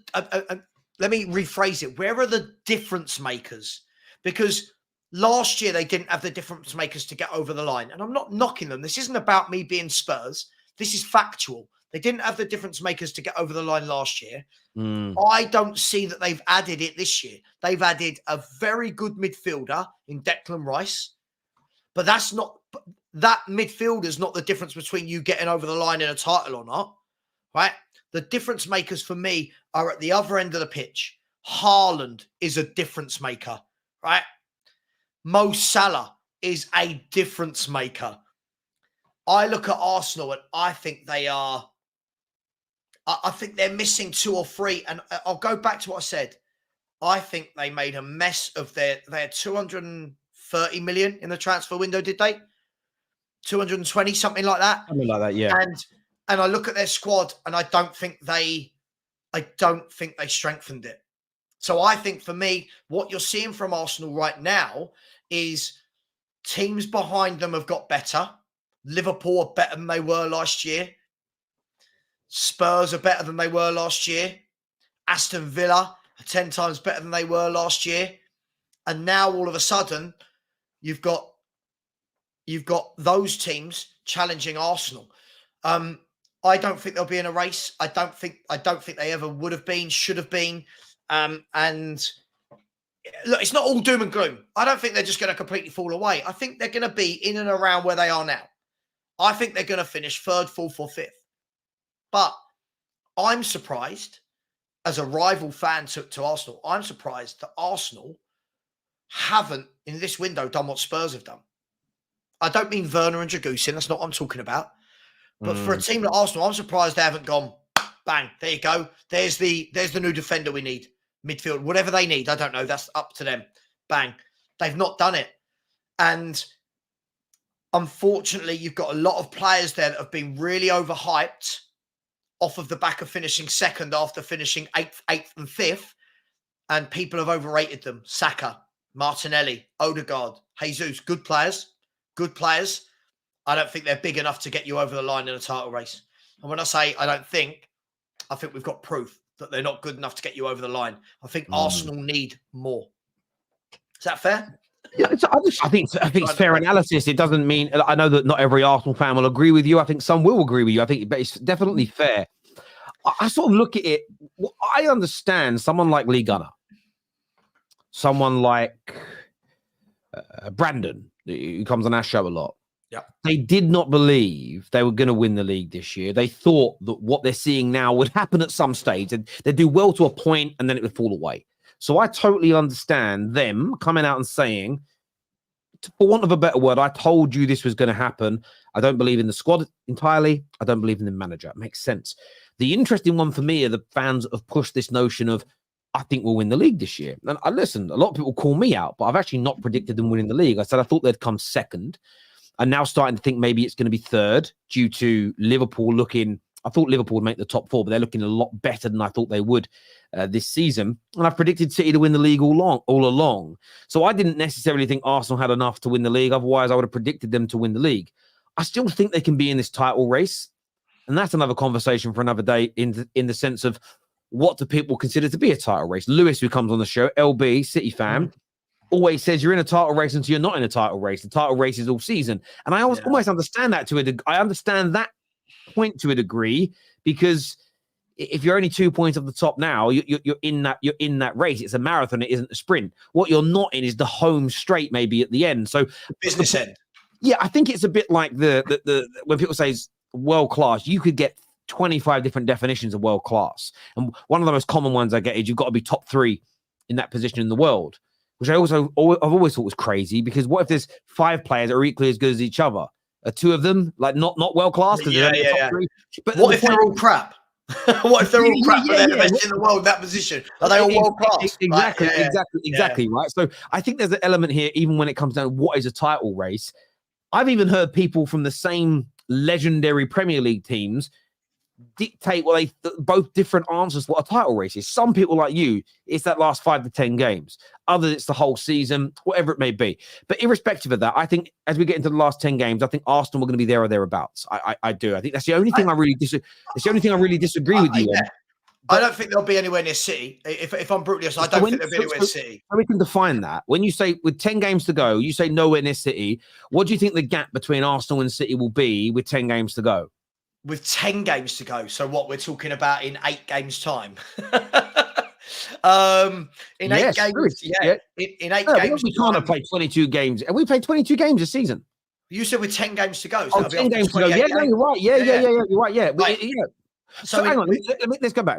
When do you consider the title race home straight? What amount of games do you consider it to be? I don't think you're wrong. I think once you get to 29, 30 and you see who's there, right? And then you've got the home running. I think at the moment, otherwise, if we're talking about title races, then what we're saying is Spurs, Villa, everyone's in a title race. I don't believe that for a second, right? I think we see this quite a lot in many years where people want to chuck people into title races. And look, LB and I disagree on this all the time. I work with LB all the time. He's like, but it's a title race now. I don't think it's a title race now. A title race will... when are we going to learn from the previous seasons? Like, why didn't Arsenal fans learn from last season? A title race isn't December, January. The title race is when you get to that home straight, City got the business done. That's a title race, right? That's a title race. It's not in December. It's not in January. For me, I think in 8 games' time, let me just have a look at the league table. So at the moment, City are level on points with a game in hand. So they're going to win that game in hand. Let's say they're 3 points clear. I think they'll be 7 points clear of Arsenal in 8 games' time. I think they'll be 7 or 8 points clear of Arsenal in 8 games' time. So, and if City, I'm using City as the barometer because as of now, they're your favourites. You still think they're winning the league? Okay. So I think they're going to win the league easily. Okay. So if they're going to win the league easily, they're 7 points clear of Arsenal. I'm just trying to understand your take on things here. Yep. If Arsenal were 7 points behind them with 10 games to go, that's 3 wins and a draw behind them. Is that in or out of a title race? I don't think that's in it. Listen. For me, I think if you are 7 points behind Man City with 10 games to go, you need Man City to lose 3 games in their last 10, and whatever Man City do, you've got to do 3 games better. For me, it's not points for you. It's more who you're up against. Look, it's a bit of both. Look, I always look at it like this, right? We could turn around and say your example there was 7 points. Like, sorry, I said 7 points. Right, 7 or 8 points, right? Yeah, I didn't say that. yeah, sorry. So 7 or 8 points. Either way, whoever said it, 7 or 8 points, right? Yeah. If you are 7 or 8 points behind with 10 games to go, I look at it of the rule of common sense. If you are 7 or 8 points behind Manchester City, in their last 10 games, are Man City going to lose 3 games? And in those 3 games, right? Bearing in mind that would mean Man City lose 3 games and Arsenal win all of their last 10, right? I look at the law of averages. The law of averages tells me, no, Man City are not going to lose 3 in their last 10 in a title run-in. It's not what they do. And Arsenal, are they good enough to go and win 10 games on the bounce? No, they are not good enough to go and win 10 games in the bounce. That's it for me. I think Liverpool will be there, not Arsenal. So I understand that logic. So yeah, you just don't consider them to be in a race because depending on the plausibility of it happening, so it isn't really the points per se. It's the plausibility of whatever the scenario is happening. I get that. Yeah. That makes a lot of sense.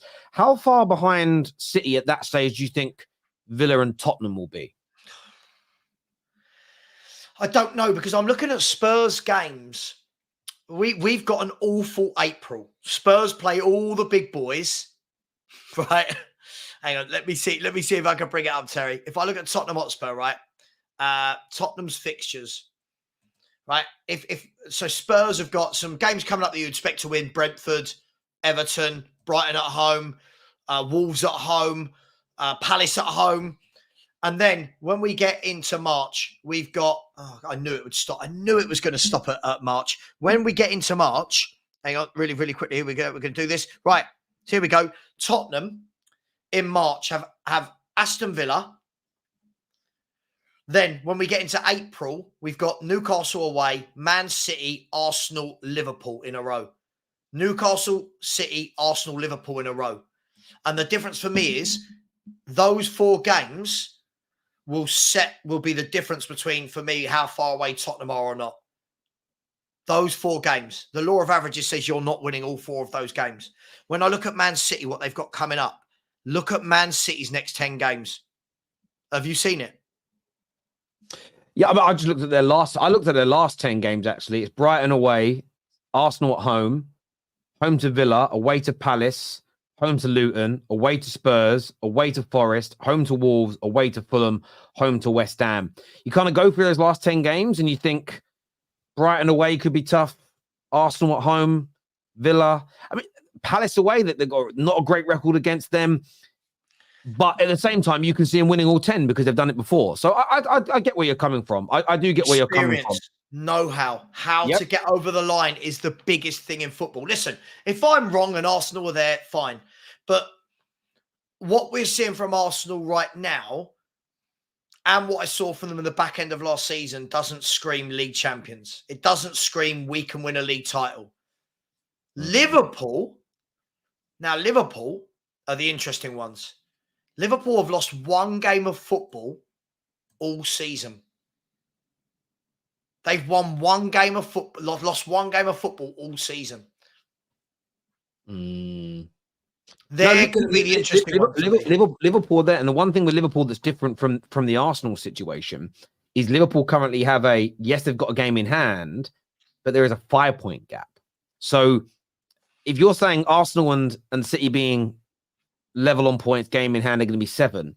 When you look at a Liverpool perspective, you're saying they're a better team than Arsenal, but they have a 5-point gap. Because if Arsenal's gap was 5 points right now, then by your own logic, in 8 games' time, they'd only be 2 points ahead of Arsenal, which would then mean... Now you've got a different conversation. No, I totally understand. And again, I'm not going to hold you too much what you're saying, because again, if City in the next 8 games lose a couple, again, like that bad one they had, then it's there. But yes, Liverpool right now, there is no question of a doubt they are the biggest rivals to City's title. One, they've lost one game all season, which is a huge factor. Massive. And they're 5 points clear of them. And they've done it before with a lot of the squad and a lot of this manager. And they're a frightening team right now, Liverpool, considering I don't even think they're at their optimum best. No. Got loads of little areas to fix, you know. It's really true. Hold me to it, Terry. You said I'll hold me to it. Listen, Terry, I'm going to come on here with the same confidence that when I came onto your shows last year and was laughed at by all the people in that I was in the panel with, you remember? Everyone laughed at me. You're just a hater. I said, listen, this is where the big boys come into their own. The big clubs, as they get to the business end of the season, have the know-how. Pep and Klopp have the know-how how to rotate the players, how to save their energy with European games coming up. Man City are about to get back. De Bruyne is now back. Haaland, Doku, and John Stones. 4 massive footballers coming back that have been there, seen it, done it, won it. Or maybe not so much Doku, but the other 3 are multiple winners over and over and over again. So, listen, I'd love to sit here and say, do you know what? I think someone else other than City are going to win it. I just think, Terry, they've had... By the way, when people keep saying they've had a blip, right? This is the funny thing. People are going, oh, City, they've not been their best. They've lost one of their last 18 games of football, right? They've won 8 of their last 9 games, drawing the other. So all of this, oh my God, Man City are terrible. Man City are, if they win their game in hand, are 2 points off the top of the table, having lost 1 in 19 games. That is the difference between them and Arsenal. Even the difference when they weren't winning, they were getting the point. They weren't losing. They lost to Villa. They weren't losing. Arsenal have just lost to Fulham, to West Ham. Like, you know, look, I might be wrong. If I'm wrong, I always say the worst thing that will happen is I'll be wrong. But I think City have got it again. I really do. I think they've got the know-how. I hear you on that. Where is that City Don who claimed that Drăgușin was a bad signing because he was only 30 million? We beat Bayern to get him. Yeah, I don't know. Who said that? Was that Lewis that said it? I have to remind me what person said it because we have a number of City fans who come on. Much rather finish 5th or 6th and win the FA Cup. We have such a good chance. That's what Tyrone said. I mean, again, wouldn't you rather finish 4th and get in the Champions League and win the FA Cup? I've never understood, right, throughout the test of time, Terry, I've never understood this obsession with the this or that. Why is it always got to be this or that? People go, would you rather finish 5th and win the cup or 4th and no cup? Well, if I'm good enough to finish 5th and win the FA Cup, I'm good enough to finish 4th, right? So I'm finishing 4th and getting the FA Cup. So, yeah. I get it, Tyrone. If you're offered 4th no trophy, if you were offered it, if there's a genuine choice and it was 4th no trophy, 5th or 6th and a trophy, I kind of get what you're saying. But right now, you could do both, brother. Yep. Off topic, Terry, I'm starting a new business whilst I'm still working a night shift. Did you struggle when starting TFT? I don't think I'm scared, but I'm wary of going balls to the wall. Mentally, look, it's very tiring running your own business. I've made good decisions when doing it. I've made bad decisions when doing it. I've partnered with people that were great, partnered with people that were bad. Sorry. You've just got to work hard. You have to keep working hard every day. I don't take days off. And even when I think I'm taking a day off, I'll do something because it's hard to take yourself away from it, especially in the early days. And then when you employ people, you have a sense of responsibility. At the same time, like every day feels like a Friday or a Saturday to me. I don't have that Sunday night, Monday morning feeling anymore. There's some beautiful elements to it as well. I get to kind of pick my own hours within reason. So yeah, it depends what you're doing. It might be it might be a business that I have no insight in at all. But yes, you just got to know what you're doing, work hard, stand your ground, make sure you innovate, and I'm sure you'll be fine, Tony. Big up yourself and good luck, my friend. Let me know what the business is. If I can help in any way, as in I'll buy one of your products or something. If I need it, then let me know. Liverpool not in the title race. Sorry, not in the title race. Thierry last 10 games. I think you mean Terry. Last 10 games or so difficult and have 10 players injured on an international duty. I think what's really interesting about that is this reminds me of 2 years ago when they didn't win the league either. People said during the AFCON and this time Asian trophy as well with Endo being out there, this is when Liverpool fall away. And they could. Theoretically, they could lose a few games, fall away. Sure. They win these games, though, and maintain this 5-point gap without those players. And then you're in a whole different stratosphere. And I wouldn't bet against Liverpool at this point. Have City got anyone at the AFCON or the Asian Cup? No. No one. That's significant. And they're getting players back as well. Yeah, just Kevin De Bruyne. Just Kevin De Bruyne. Dinesh says, afternoon tearing everyone. Man City in April still have to come to Anfield. If Liverpool still in the race, it could decide the Premier League. If you've got a lead over them as well, if you can maintain this 3 to 5 point gap until then, and then they very rarely win there, then you get a draw or you beat them. April, huge month. What a month. City lost 3. Arsenal plus Villa have lost 4. Arsenal players can change. Sava is wishing Arsenal to foul. Top teams can lose 2. City plus Liverpool can go on bad runs. I'll ask you this. In the last 6 years where City have won the league, how many of those bad runs from Man City happened in the last 10 games of the season? If you can show me it, Robert, if you can show me it, I'll sit here and go, I'm wrong. I don't believe that. I don't believe that that's happened. And know-how is everything. There's a huge difference, Robert. Listen, it's not about me wishing Arsenal to fail. What I wish for as a fan isn't true. I wish to win the lottery. Doesn't mean I'm going to do it, right? The difference is we've seen from Arsenal last year that you didn't have the know-how, the experience, the depth, or the management to get over the line. We're starting to see this year already. In a moment where Man City won 1 game in 6 in the Premier League, you guys have still found yourselves behind them. Let that sink in. Man City went away to the World Club Cup having won something like 1 in 6 Premier League games, and they find themselves above Arsenal. Arsenal should be embarrassed. You guys, if you are Arsenal, were the ones telling everybody that you're winning a league. I'm judging Arsenal on what the Arsenal fans have told me to. You've told me you're winning the league. I don't think you're winning it. You wanted me to win. You wanted me to think you're winning it. So I'm judging you on that. It's not been good enough. It's just my opinion, mate. But good luck. I don't mean that. Could you analyze Liverpool's last 10 games, please?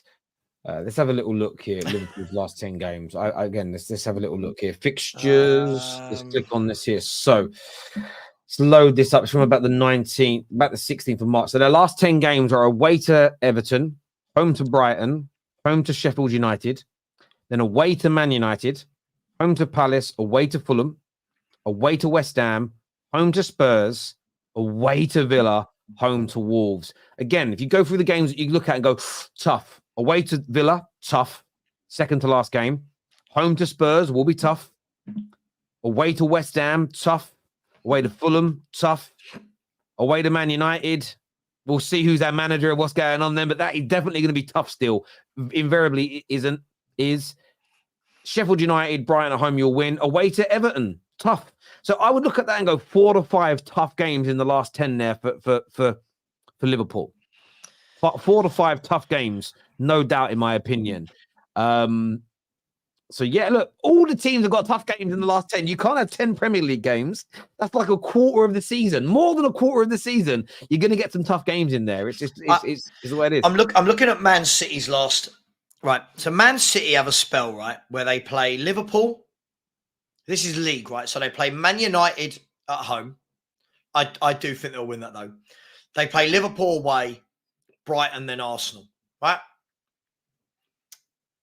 Then, after that, Villa.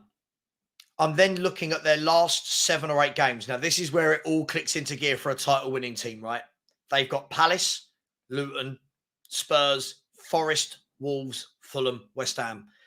Take Spurs out of that, they're coming to our ground. Take Spurs out of that last 7, they're going to win definitely 6 of those games. You know they will.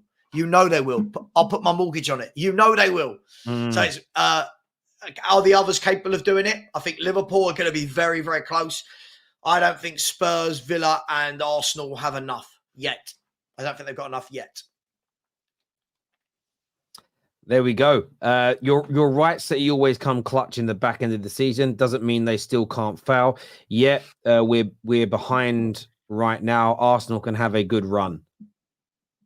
Yeah, well, I mean, Savage said that. Savage's like, if you get to that last 10 games and you're 2 points, 1.2 points behind, it's a different conversation. So that's one of those things where I think we have to park that conversation until we're at that stage. And then we have that conversation, Robert. Thank you for the super chat, though, bro. I appreciate it. Just to say, by the way, somebody said no one's talking about Villa. I'm looking at Villa's last 10 games. And in Villa's last 10 games, they've got to play West Ham away, Man City away, Arsenal away, Brighton away, Palace away on the last day of the season. They've got some tough away games in that back 10. And it's the difference between being able to get that over the line. If Villa won it, I think most football fans will be happy, right? That it's not